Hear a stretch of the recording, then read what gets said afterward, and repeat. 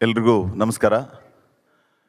Republic Kannada ಸಂಗಮ ವಿಶೇಷ ಕಾರ್ಯಕ್ರಮಕ್ಕೆ ನಿಮ್ಮೆಲ್ಲರಿಗೂ ವಿಶೇಷವಾಗಿ ಸ್ವಾಗತವನ್ನು ಕೋರುತ್ತಾ, ಈ ಕಾರ್ಯಕ್ರಮದ ವಿಶೇಷವಾದಂತಹ ಆರಂಭ ಈ ಆಧ್ಯಾತ್ಮ ಸಂಗಮ. ಆಧ್ಯಾತ್ಮ ಮತ್ತು ಧರ್ಮ ತಮಗೆಲ್ಲರೂ ಕೂಡ ಗೊತ್ತಿರುವ ಹಾಗೆ, ಧರ್ಮ ಅಂದ ತಕ್ಷಣ ನಮಗೆ ಆಧ್ಯಾತ್ಮ ನೆನಪಾಗುತ್ತೆ, ಆಧ್ಯಾತ್ಮ ಅಂದ ತಕ್ಷಣ ನಮಗೆ ನೆನಪಾಗೋದು ಧರ್ಮ. ಸೊ ಏನಿದು ಧರ್ಮ, ಏನಿದು ಆಧ್ಯಾತ್ಮ ಅನ್ನುವಂತಹ ಪ್ರಶ್ನೆ ಸಹಜವಾಗಿ ನಮ್ಮನ್ನು ಕಾಡ್ತಾ ಇರುತ್ತೆ. ಈ ವಿಚಾರವಾಗಿ ನಾವು ಮಂಥನ ಮಾಡುವಂತಹ ಈ ವಿಶೇಷ ಸಮಯವೇ ಈ ಆಧ್ಯಾತ್ಮ ಸಂಗಮ. ವಿಶೇಷ ಅತಿಥಿಗಳು ನಮ್ಮ ಜೊತೆಗೆ ಇದ್ದಾರೆ, ಅವರೆಲ್ಲರನ್ನೂ ಕೂಡ ನಾನು ಈ ಕಾರ್ಯಕ್ರಮಕ್ಕೆ ಸ್ವಾಗತಿಸ್ತಾ ಇದ್ದೀನಿ. ಮೊದಲನೇದಾಗಿ ಡಾಕ್ಟರ್ ವಿ ಆರತಿ ಅವರಿದ್ದಾರೆ, ಆಧ್ಯಾತ್ಮಿಕ ಚಿಂತಕಿ ಮತ್ತು ಅಂಕಣಕಾರರು ಹೌದು. ಅವ್ರನ್ನ ಈ ವಿಶೇಷ ಕಾರ್ಯಕ್ರಮಕ್ಕೆ ನಾನು ಸ್ವಾಗತಿಸ್ತಾ ಇದ್ದೀನಿ. ಕಾರ್ಯಕ್ರಮಕ್ಕೆ ಆತ್ಮೀಯ ಸ್ವಾಗತ ಆರತಿ ಮೇಡಮ್, ನಿಮ್ಮ ಅಮೂಲ್ಯ ಸಮಯಕ್ಕಾಗಿ ಧನ್ಯವಾದ. ಹಾಗೆಯೇ ಖ್ಯಾತ ಜ್ಯೋತಿಷಿ, ದೈವಜ್ಞರು, ಅಂಕಣಕಾರರು ಆಗಿರುವಂತಹ ಹರೀಶ್ ಕಾಶ್ಯಪ್ ಗುರುಗಳು ಕೂಡ ನಮ್ಮ ಜೊತೆಗಿದ್ದಾರೆ. ಅವರನ್ನು ಕೂಡ ವಿಶೇಷವಾಗಿ ಈ ಕಾರ್ಯಕ್ರಮಕ್ಕೆ ನಾನು ಬರಮಾಡಿಕೊಳ್ತಾ ಇದ್ದೀನಿ. ಹರೀಶ್ ಕಾಶ್ಯಪ್ ಜಿ, ನಿಮಗೂ ಕೂಡ ಆತ್ಮೀಯ ಸ್ವಾಗತ. ಕಾರ್ಯಕ್ರಮದ ಆರಂಭದಲ್ಲಿ ನಾನು ಹೇಳ್ತಾ ಇದ್ದೆ, ಈ ಆಧ್ಯಾತ್ಮ ಅನ್ನುವಂಥದ್ದು ಏನು ಅಂತ ಪ್ರಶ್ನೆಯನ್ನು ನಮಗೆ ನಾವೇ ಮಾಡಿಕೊಳ್ಳುವಂತಹ ಸಂದರ್ಭ ಬಂದ್ಬಿಟ್ಟಿದೆ. ಏನು ಆಧ್ಯಾತ್ಮ, ಏನು ಧರ್ಮ, ಈ ರೀತಿ ಪ್ರಶ್ನೆ ಮಾಡುವಂತಹ ಒಂದು ದುಸ್ಥಿತಿ ಅಂತ ಹೇಳ್ತಿರೋ ಅಥವಾ ಕಾಲ ಅಂತ ಹೇಳ್ತಿರೋ, ನೀವು ಅದರ ಬಗ್ಗೆ ವಿವರಣೆಯನ್ನು ಕೊಡಬೇಕು. ಇಂಥ ಪರಿಸ್ಥಿತಿ ಬಂದಾಗ ಈ ರೀತಿಯ ಚರ್ಚೆಗಳ ಅಗತ್ಯ ತುಂಬ ಇದೆ. ಸೊ ಈ ಆಧುನಿಕತೆಯ ಭರದಲ್ಲಿ ಆಧ್ಯಾತ್ಮ ಅನ್ನೋದನ್ನು ನಾವು ಓರಿಗೆ ಹಚ್ಚಿ ನೋಡಿದಾಗ ನಮ್ಗೆ ಸಿಗೋದೇನು ಆರತಿ ಅವರು? ಎಲ್ರಿಗೂ ನಮಸ್ಕಾರ. ಕೇಳಿಸಿದ್ಯಾ? ಓಕೆ, ಎಲ್ಲರಿಗೂ ನಮಸ್ಕಾರ. ರಿಪಬ್ಲಿಕ್ ಟಿ ವಿಯವರ ಈ ಅರ್ಥಪೂರ್ಣವಾದ ಕಾರ್ಯಕ್ರಮಕ್ಕೆ ನನ್ನ ಅಭಿನಂದನೆಗಳು. ಬರೀ ಅಲ್ಲಿ ಹೊಡೆದ್ರು, ಇಲ್ಲಿ ಬಡಿದ್ರು, ಇಲ್ಲಿ ಸಾಯಿಸಿದ್ರು, ಇಲ್ಲಿ ಸತ್ರು, ವಾಸ್ತವ ತಿಳ್ಕೊಳ್ತಿರ್ತೀವಿ. ತನ್ಮಧ್ಯೆ ಸುಂದರವಾದ ಸತ್ಯಶಿವ ಸುಂದರದ ಧ್ಯಾನ ಕೂಡ ನಡೀತಾ ಇರಬೇಕು. ಹಾಗಾಗಿ ಇಂಥ ಕಾರ್ಯಕ್ರಮ ಅರ್ಥಪೂರ್ಣವಾಗಿದೆ, ತುಂಬ ಸಂತೋಷ. ಅಧ್ಯಾತ್ಮ ಶಬ್ದದ ನಿರ್ವಚನವನ್ನು ಆತ್ಮಾನಮಧಿಕೃತ್ಯ ಅಂತ ಹೇಳ್ತಾರೆ. ಆತ್ಮದ ಕಡೆಗೆ ಹೋಗುವ ಪ್ರಯಾಣವೇ ಅಧ್ಯಾತ್ಮ ಅಂತ. ಆತ್ಮ ಅಂದರೆ ಏನು? ತಾನು ಅಂತ ಅರ್ಥ. ನಾವು ಈ ಜಗತ್ತಿನಲ್ಲಿದ್ದೀವಿ, ಆದರೆ ನಾವೇನು ಅಂತ ತಿಳ್ಕೊಂಡು ನಾವು ಜಗತ್ತಲ್ಲಿದ್ದರೆ ಒಂದು ರೆಸ್ಪಾನ್ಸಿಬಿಲಿಟಿ ನಮ್ಮಲ್ಲಿ ಬರುತ್ತೆ. ಇಲ್ಲದೆ ಹೋದರೆ ಒಂಥರ ಕಳೆದು ಹೋಗ್ಬಿಡ್ತೀವಿ. ನಾವು ಕಳೆದು ಹೋಗೋದಕ್ಕೆ ಕಾರಣ ಏನು ಅಂದರೆ ನಮ್ಮನ್ನು ನಾವು ಮರೆಯುವಂಥದ್ದು. ಹಾಗಾಗಿ ನಮ್ಮಲ್ಲಿ ನಮ್ಮ ಋಷಿಗಳು ಜೀವನವನ್ನು ಅರ್ಥ ಮಾಡ್ಕೊಡೋದಕ್ಕೆ ಒಂದು ಪುರುಷಾರ್ಥಗಳ ಸಂಹಿತೆಯನ್ನು ನಮ್ಮ ಮುಂದೆ ಇಡ್ತಾರೆ. ಧರ್ಮ, ಅರ್ಥ, ಕಾಮ, ಮೋಕ್ಷ ಅಂತ. ತುಂಬ ಚೆನ್ನಾಗಿದೆ. ನನ್ನ ಪ್ರಕಾರ ಪುಟ್ಟ ಮಕ್ಕಳಿಗೆ ಹೇಳ್ಕೊಟ್ಬಿಡ್ಬೇಕು ಇದನ್ನು. ಇದು ಇಷ್ಟು ಅರ್ಥ ಆದರೆ ನಮ್ಮ ಭಾರತೀಯ ಚಿಂತನೆಯ ಬಹಳ ವಿಚಾರಗಳು ನಮಗೆ ಸ್ಪಷ್ಟವಾಗ್ತಾ ಹೋಗುತ್ತವೆ. ಈಗ ಧರ್ಮ, ಅರ್ಥ, ಕಾಮ, ಮೋಕ್ಷ. ಕಾಮ ಮೋಕ್ಷದಿಂದ ಶುರು ಮಾಡೋಣ. ಕಾಮ ಅಂದರೆ ಏನು? ಬಯಕೆ. ಎಲ್ಲ ಬಗೆಯ ಬಯಕೆಗಳು. ಪುಟ್ಟು ನಾನು ಕಾಫಿ ಕುಡಿಬೇಕು ಅನ್ನೋ ಬಯಕೆಯಿಂದ ಹಿಡಿದು ನಾನು ಸ್ವರ್ಗವನ್ನು ಪಡಿಬೇಕು ಅನ್ನೋ ಬಯಕೆ ಇರ್ಬೋದು, ಉನ್ನತ ಸ್ಥಾನ ಬೇಕು, ಹುದ್ದೆ ಬೇಕು, ಧನ ಕನಕ ಬೇಕು, ಕೀರ್ತಿ ಬೇಕು, ಎನಿಥಿಂಗ್ ಆ್ಯಂಡ್ ಎವ್ರಿಥಿಂಗ್. ಎಲ್ಲ ಬಗೆಯ ಕಾಮಗಳು, ಅದೆಲ್ಲ ಕೂಡ ಕಾಮ ಅನ್ನುವ ಪುರುಷಾರ್ಥದ ಪರಿಧಿಯೊಳಗೆ ಬರುತ್ತೆ. ಈಗ ಕಾಮ ಅನ್ನುವ ಪುರುಷಾರ್ಥಕ್ಕೆ ಪೂರಕವಾದಂಥ ರಿಸೋರ್ಸ್ ಏನಿದೆ, ಸಂಪನ್ಮೂಲಗಳು, ಅದನ್ನು ಅರ್ಥ ಅಂತ ಹೇಳ್ತಾರೆ.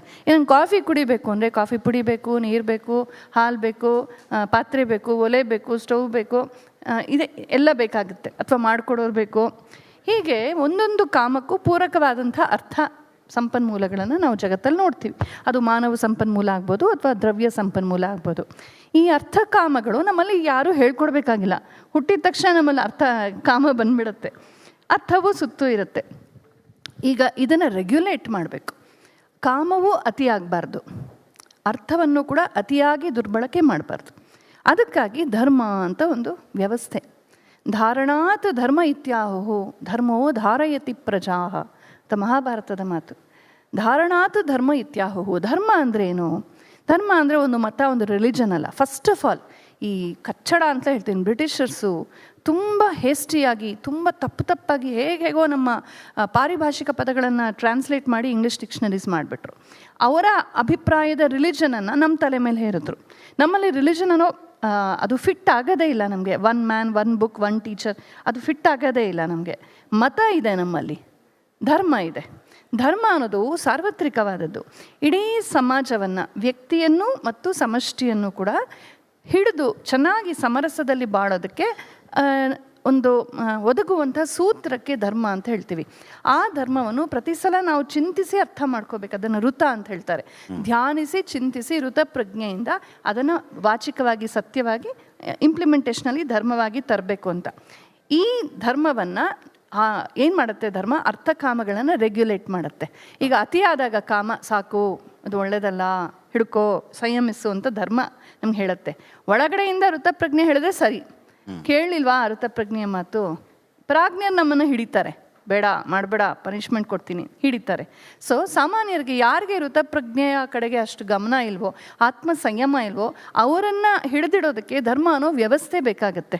ರಾಜಧರ್ಮ, ಪ್ರಜಾಧರ್ಮ, ಮಾತೃಧರ್ಮ, ಪಿತೃಧರ್ಮ, ಶಿಕ್ಷಕ ಧರ್ಮ, ವೃತ್ತಿ ಧರ್ಮ, ಹೀಗೆ ಧರ್ಮ ಅನ್ನೋದು ಆಯಾ ರೋಲಲ್ಲಿ, ರೆಸ್ಪಾನ್ಸಿಬಿಲಿಟಿಯಲ್ಲಿ, ದೇಶ, ಕಾಲ, ಸಂದರ್ಭ, ಪಾತ್ರದಲ್ಲಿ ಅದು ಹೋಗ್ತಾ ಆಗುತ್ತೆ. ಈಗ ಒಂದು ನಿಮಿಷ ಮುಗಿಸ್ಬಿಡ್ತೀನಿ. ಈ ಧರ್ಮದಿಂದ ಅರ್ಥಕಾಮಗಳನ್ನು ನಿಯಂತ್ರಿಸ್ಕೊಳ್ಳುವಂಥದ್ದು ಬೇಕಾಗತ್ತೆ. ಆ ಧರ್ಮದಲ್ಲಿ ವಿಶೇಷ ಮತ್ತು ಸಾಮಾನ್ಯ ಅಂತ ಅಂದರೆ ಸತ್ಯ, ಧರ್ಮ, ಹಿಂಸೆ ಇದೆಲ್ಲ ಸಮಷ್ಟಿ ಧರ್ಮ. ಆದರೆ ವೈಯಕ್ತಿಕವಾಗಿ ತಾಯಿಯಾಗಿ, ಸತಿಯಾಗಿ ನನಗೊಂದು ಧರ್ಮ ಇರುತ್ತೆ. ಮನೇಲಿ ನಂದು ತಾಯಿಯಾಗಿ ಅಥವಾ ಹೆಂಡತಿಯಾಗಿ ಧರ್ಮ. ಬ್ಯಾಂಕಿಗೆ ಹೋದರೆ ನಾನು ಕಸ್ಟಮರ್ ಧರ್ಮ. ನಾನು ಮನೆಗೆ ಹೋಗ್ಬಿಟ್ಟು ಲೆಕ್ಚರ್ ಕೊಡ್ತೀನಿ, ಇಲ್ಲ ಫಸ್ಟ್ ಅಡುಗೆ ಮಾಡೋ ಹಸಿವೆ ಆಗ್ತಿದೆ ಅಂತಾರೆ. ಹೀಗೆ ನಮ್ಮ ಧರ್ಮ ಬದಲಾಗತ್ತೆ. ಅದು ವಿಶೇಷ ಧರ್ಮಗಳು. ಸಮಷ್ಟಿ ಧರ್ಮ, ಸಾಮಾನ್ಯ ಧರ್ಮ ಅಂದರೆ ಎಲ್ಲರೂ ಸೇರಿ ಪಾಲಿಸುವಂಥದ್ದು. ಈಗ ಈ ಧರ್ಮದಿಂದ ಅರ್ಥಕಾಮಗಳನ್ನು ನಿಯಂತ್ರಿಸ್ಕೊಂಡು ನಾವು ಚೆನ್ನಾಗಿ ಬದುಕಬೇಕು ಅನ್ನೋದು ವ್ಯವಸ್ಥೆ. ಅದಕ್ಕಾಗಿ ಧರ್ಮಶಾಸ್ತ್ರಗಳಿವೆ, ಎಲ್ಲ ಬೋಧನೆಗಳು ಪ್ರಾಜ್ಞರು, ಗುರು ಹಿರಿಯರು ಬೋಧಿಸ್ತಾರೆ, ಶಿಕ್ಷಕರು, ಪೋಷಕರು ದಾರಿ ಹಿಡಿದು ನಡೆಸ್ತಾರೆ. ಈಗ ಇದೆಲ್ಲ ಅಲ್ಲದೆ ನಾನೇನು ಅಂತ ನಾವು ಮರಿಬಾರ್ದು. ನಾವು ಗುರುಗಳು ತುಂಬ ಚೆನ್ನಾಗಿ ಹೇಳಿದ್ರು, ನಾವು ಬರೀ ಅನ್ನಮಯ ಕೋಶವಲ್ಲ, ನಾವು ಬರೀ ದೇಹವಲ್ಲ, ಇದರೊಳಗೆ ಸೂಕ್ಷ್ಮತರವಾದಂಥ ಪರ್ಸ್ನಾಲಿಟಿ ಇದೆ, ನಮಗೆ ಪಂಚಕೋಶಗಳಿವೆ ಅಂತ ಹೇಳ್ತಾರೆ.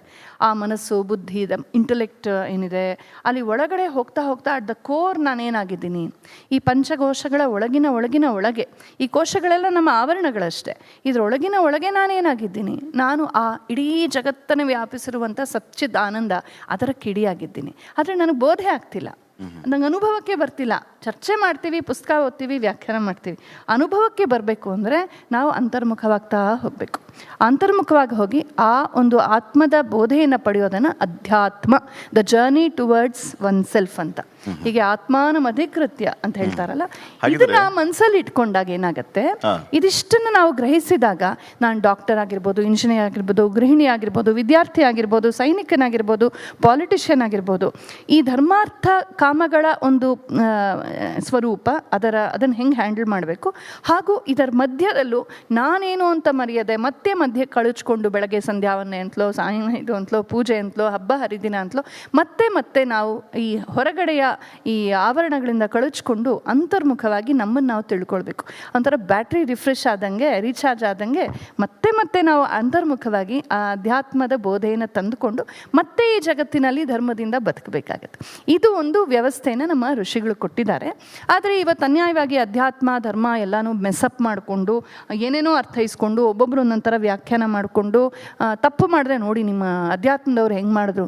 ಅಧ್ಯಾತ್ಮ ನಿಜಕ್ಕೂ ಇದ್ರೆ ತಪ್ಪು ಮಾಡೋಕ್ಕೆ ಸಾಧ್ಯನೇ ಇಲ್ಲ. ಯಾಕೆ ನಾವು ದೇಹದ ಲೆವೆಲಲ್ಲಿ ಅಲ್ಲಿ ಬದುಕೋದಿಲ್ಲ. ಧರ್ಮವರಿತಂಥವರು ಕೂಡ ತಪ್ಪು ಮಾಡೋದಿಲ್ಲ. ಧರ್ಮ ಅಧ್ಯಾತ್ಮ ಇರೋದೇ ನಮ್ಮಿಂದ ದೋಷಗಳಾಗದೇ ಇರೋ ಹಾಗೆ ನೋಡ್ಕೊಳ್ಳೋದಕ್ಕೆ. ಹಾಗಾಗಿ ಈ ಸ್ಪಷ್ಟತೆ ಇದ್ದರೆ ಒಳ್ಳೆಯದು ಅನಿಸತ್ತೆ.